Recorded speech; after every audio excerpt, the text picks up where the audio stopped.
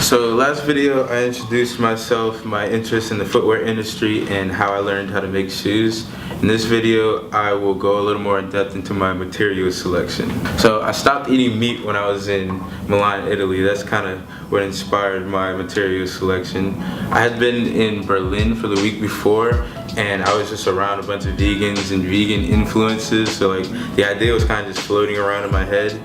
And then when I got to Milan, I had this bad Greek food, and I was throwing up for like 2-3 days. So after that, I was just like, nope, no more meat. That decision had sparked many conversations in my life, and one of which I was introduced to the material Pentex.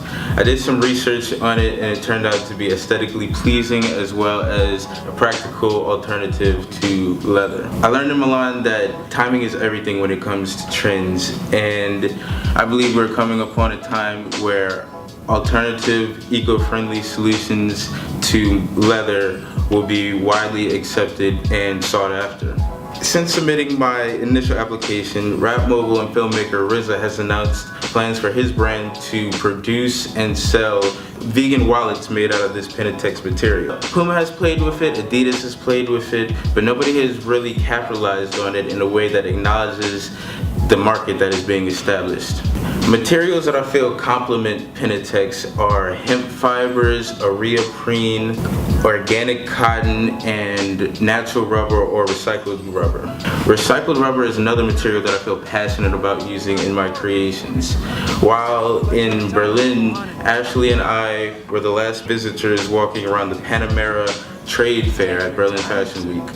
We were just noting setups and ways that people display brand voice. This is actually just decking, but upside down.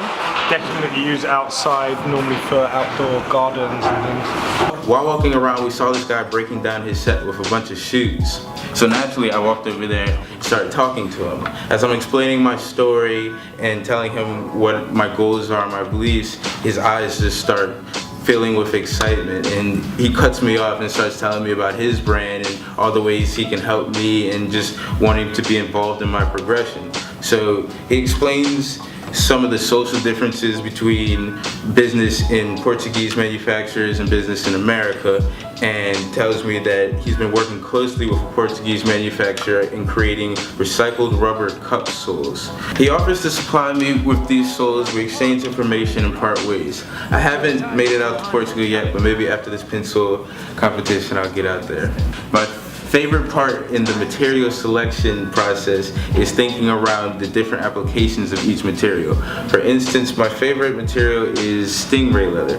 Stingray skin naturally has calcium deposits on its back, which harden during the tanning process. So this makes it hard to stitch through it, and it doesn't make it stretchy. So if I'm thinking about using it for closer to the bottom of a shoe, I might use a polished stingray or look for other ways of applications of the stingray skin that might give me the upper hand to competitors. In certi paesi si tende ad usarlo, ma è non è una roba buona, perché è talmente duro che non riesce a cucirlo. In some countries they tend to use it. This is an example of a back of a crocodile leather, but honestly it's so stiff that you're not even able to sew it. My name is Jelani Hankins, and thank you for considering me for the CMD Pensole Unscripted TV show.